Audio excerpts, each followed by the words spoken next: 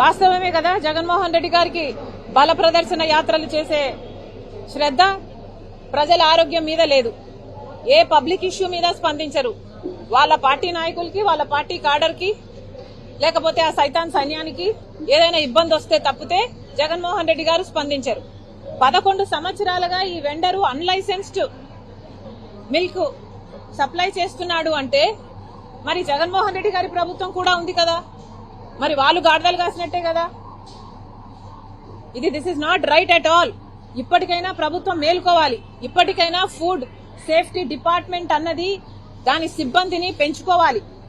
పాల మీద నిరంతరం నిఘా ఉండాలి. గుడ్లైతేనేమి లేక చికెన్ అయితేనేమి ఇవి కూడా గ్రోత్ హార్మోన్స్ ఉన్నాయి అన్న భయం చాలా మందిలో ఉంది.